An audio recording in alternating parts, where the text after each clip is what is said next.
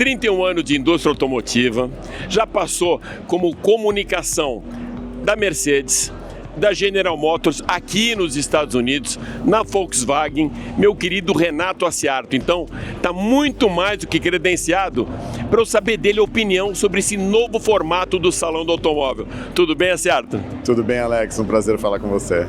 Igual, amigo. A gente participou de vários salões, fazemos umas contas. Você já teve em 20 edições de Salão do Automóvel aqui, eu um pouco menos 10. Mas queria que você falasse para mim, Aciarto, na tua leitura, o que realmente mudou? O mercado mudou, né? Se a gente olhar para o Salão de 2018, tinha marcas chinesas? Tinha. Mas eles não chegavam a 1%. Eram carros mais, alguns comerciais leves e alguns carros chineses ruins. Verdade. Então, se a gente olhar 7 anos para cá, tudo mudou. Então, o consumidor brasileiro vai chegar aqui e ele vai ver um abismo entre o Salão de 2018 e o Salão de 2025, com uma tecnologia maravilhosa dos carros chineses ou nos carros chineses. E é tudo relativamente novo. Se a gente olhar uma marca, por exemplo, como a BYD está no mercado há menos de 4 anos. Então a gente está falando de um salão de 7 anos, muita coisa mudou. E aquele menos de 1% de participação no mercado brasileiro em 2018 se transformou em 10% de participação no mercado brasileiro hoje e crescendo. A BYD, inclusive ontem, acho que na coletiva dela, falou até em liderança do mercado em 2028, se não me engano. A meta é até 2028 ser líder do mercado geral, não só de eletrificação. Então olha isso, olha essa grande modificação. E aí o consumidor chega aqui no salão e vê essa nova realidade. Muitas marcas chinesas com carros ultra tecnológicos chamando muito a atenção. E mais, um dado empírico, eu sei, mas que demonstra talvez essa transformação.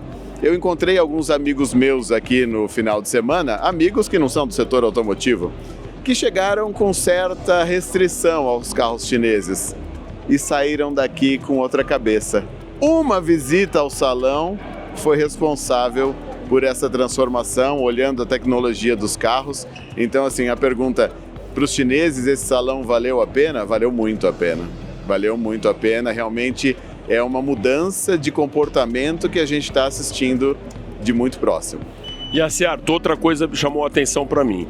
Eu não vou chamar de simplicidade, mas eu vou chamar de padronização.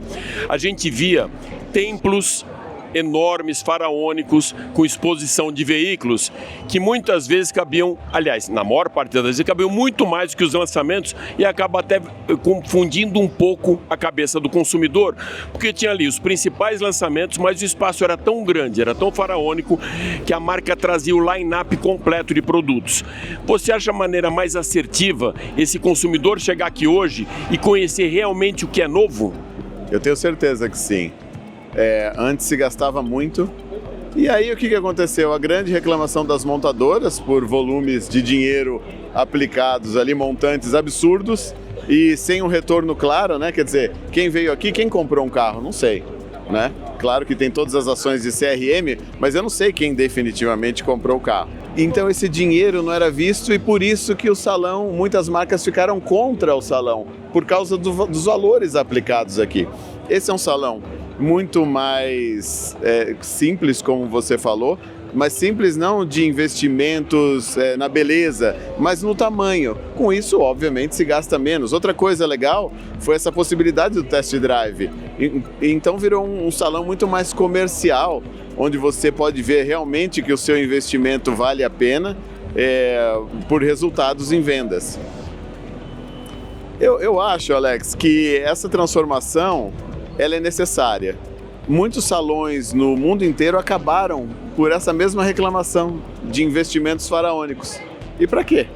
Né? Aqui a gente está vendo o que realmente interessa, os modelos que interessam e os que vendem imagem estão no stand, e é isso, não precisa mais ter a linha inteira, né?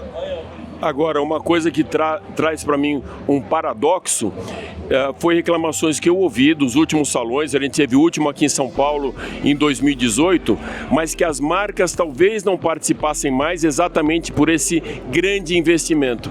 O investimento foi reduzido muito, me falam até na casa de 20% hoje em relação ao que se pagava, e ainda assim a gente não tem a presença aqui de Volkswagen, de Ford, de General Motors, das alemãs. Na tua leitura, por que isso aconteceu, Aciarto? Da não participação? Eu também não sei por que não participaram.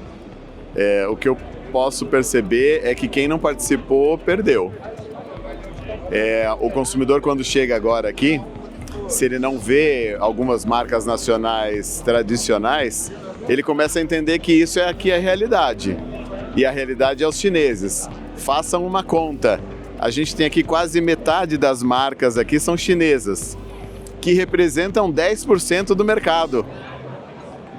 E se a gente olhar BYD e GWM, que representam 50% do mercado, a gente tem várias marcas aqui que brigam por 5% ainda. Então a gente olha o investimento de 40% ou 50% dos estandes aqui para uma representatividade de hoje de 10% apenas. Só que a cabeça deles não é essa. Eu acho que eles tentam, na verdade, mudar a cabeça do consumidor e acabar com algum preconceito ou algum obstáculo que o consumidor possa ter com relação a eles. E eu vou dizer, pela conversa, de novo, empírica, com os meus amigos, isso tem funcionado. Legal, Aciarto. Olha só, não foi só um comentário, foi uma análise de mercado. Por isso que é um craque e um grande amigo. Obrigado, Aciarto. Eu que agradeço, Alex.